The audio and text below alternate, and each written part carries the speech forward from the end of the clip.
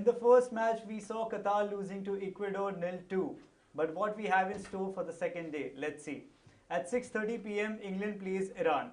At 9:30, Senegal will be up against Netherlands. And at 12:30, USA will take on Wales. So starting with England versus Iran, Sandeep.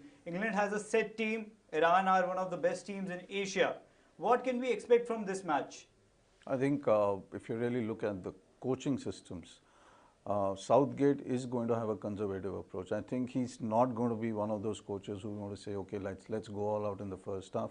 Let's figure out, let's get those goals, let's close the match in the first half. It's a difficult proposition because honestly, you're not playing Qatar or somebody who's got stage fright. You're going to play Iran, who's already had experience of 7 to 8 World Cups, But you're going to be up against a team that's going to play 4-1-4-1. Now, that's a tough proposition. And Queiroz is famous for defensive abilities to, marshal his whole areas. And he's not the one who's going to take the risk.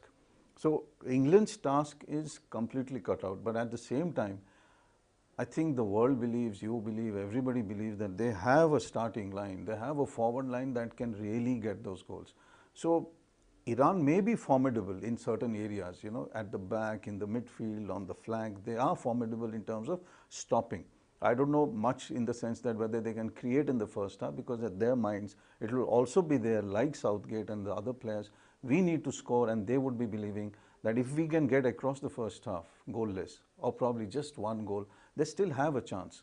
So I think it's going to be more in terms of how to get the goals, and for Iran it will be how to stop them and somehow carry the match into the second half and then look at the counter-attacks. That's what probably is going to happen. There's news that Southgate will be lining up his team in 4-3-3 and plausibly playing Maguire in the centre-back position. And if he plays front three, he will probably rely on Kane, Sterling and Foden, because he feels that Kane and Sterling are two players who can deliver at the big stage. Kane has 13 goal involvements in 15 Premier League matches this season and Foden has 10 in 14. But do you think he should play Saka instead of Sterling, who also has 10 goal involvements in 14 matches this season? On the contrary, Sterling just has 4 goal involvements. I think Saka brings a certain zest, a certain energy into the team.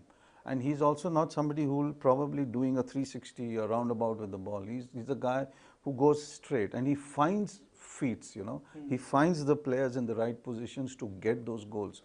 When you spoke about Harry Kane, I still believe that I think they might play him slightly withdrawn. I think Kane's kind of evolved more as a player in the last couple of years. You don't see him as a complete all-out striker. You kind of see him somebody who's thinking, somebody who understands that he's got a player like Foden up front. If there is a good through pass, then you have an excellent player out there who can either cross or can dribble past two. Now that dribble pass two against Iran is going to be difficult. So they're going to be looking for crosses. Now that's where the other players will come into the game. And if that through happens and if Kane can still follow up and still overlap and go, he might get a header out there. I think that's what the plan will be. The plan is for sure to get those early 2 goals to kind of somehow put this match to bed and go in with 3 points at the end of the day. In such a tough situations when the defenders are hard to beat, it would be nice to see Kane dropping deep and playing those through passes. And it will also be interesting to see how he, manages himself in the D, because he has scored 8 goals through headers, and that too on corners or crosses this season. So that could be a strong suit. But coming back to Maguire, Maguire just has 4 appearances, and there is news coming from Qatar, straight from Qatar, that he might be in the starting lineup. So will it be a wise decision by Southgate? I think it's not a surprise. I mean, when you say Southgate, how can Southgate not set up a team without Maguire? I mean, that's almost like an impossibility unless Maguire is seriously injured or something. I mean, they have a relationship in terms of this whole thing about, they understand each other. Maguire plays very well under him. He's performed also. There's no doubt about that. So to start him up, but at the same time, I do believe he'll be playing slightly up. I think Maguire, you will see a lot of into the middle direct attacks that Maguire is going to be making. He's not going to be the one who's going to be sitting back. I think Maguire is not a defender who really sits back and enjoys that. He likes to go up. He has to go up. He enjoys going up, and he has the skill. He has the skill to go past at least one, and he has the vision where he can pick up players also. I think the moment he gets that kind of space, Maguire becomes dangerous. In suddenly a moment, in suddenly a couple of seconds, he has the capacity to turn a match around. And Southgate is going to look at that particular area. He's going to ask him to do exactly that, because as we have discussed earlier, it has to be put to bed. Taking Iran into the second half is asking for trouble. You can't take this match into the last 10 minutes, 5 minutes, because then you get edgy. England is known to get edgy. Iran has nothing to lose. A draw, a win is going to be, opens the whole group up, and that's what they're looking for. A lot of pressure on England, but what would be your score prediction for this game? 2-1. I guess it's going to be 2-1. A 2-0 victory seems plausible for England, but at the same time, because understand, fans are going to be equal. I think Iran is going to probably outnumber English fans. Whatever reports are coming in, there are 80,000, 90,000 fans flying in from Iran into Qatar. Even if 30 or 40 end up at the stadium, or even if 25,000, now that's a roar out there. For every move that Iran makes, just imagine the fans' reaction. So it's going to be both ways, 2-0 England or 2-1, that's going to be the scoreline for England. I still believe England can take this way. I would like to go along with the score prediction. Even I am predicting 2-1 at the Khalifa International Stadium. Moving forward to the match between Senegal and Netherlands, which is a cagey affair in Group A. What can we expect from that fixture with Mane missing on the Senegal side? 1-1. That's the scoreline I am looking at, because they have the midfield. Holland has the perfect midfield to create a lot of things out here. But the experience of Senegal playing in Europe and all of that is going to... Plus, when somebody like a Mane gets injured, when somebody like a Mane misses a World Cup, the rest of the team kind of tends to stand up and say, okay, we're going to be playing for him. We want to win for him. He's a guy who probably would have led this side with so much more vigor, with so much more energy. Because, his run, his play, his skill is a very different level altogether. I think Senegal comes in with massive amount of strength.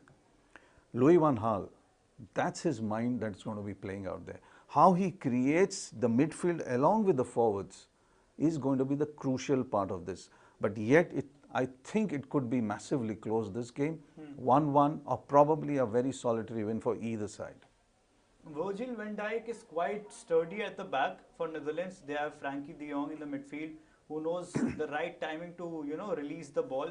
But up front, can we expect from Gakpo, who is an up-and-coming player in Netherlands, or Bergwijn, or Memphis Depay, who can deliver in the final stages for them? Bergwijn is there, but I think de Jong has the capacity to kind of turn this game around. He is the guy who keeps the ball close to himself, He tries to create. There are times when he's been accused of, handling or hanging onto the ball too much. In the match against Senegal, unlike the other games, this is the game where he needs to hang on to the ball for at least a couple of extra seconds to be able to understand that the wings have to go wide. Louis van Gaal, when he was with Barcelona, when he was with Bayern Munich, even when in 2014 when he was coach of the Dutch side, he still had his wings going wide. But that will only happen if de Jong somehow protects the ball and then understands how to distribute it. If he gets those equations right, Senegal will be on the back foot. They want them on the back foot, because if they come onto the front foot, then I don't think the Dutch can handle them for too long unless they get a goal easy. True. I would like to agree to that, and even my prediction would be 1-1, because the XG supports Senegal in this case, but in the absence of Mane, they could pull off a draw here. Moving on to the USA versus Wales game, in which it will be Gareth Bale versus Christian Pulisic. So can we expect Bale to get the better of Pulisic here? It just depends on Bale's mindset. We all know that, I wouldn't use the word moody, but he's temperamental. And the first half's runs of Gareth Bale from the wings or from the middle or whatever he can create in the striking area is what is going to set the tone. The US has the youngest team in the World Cup. They have the legs with them. If they can somehow cross over the first half against Wales, I expect the US to have a shocking, I wouldn't say shocking, I mean, it will be too much to say shocking.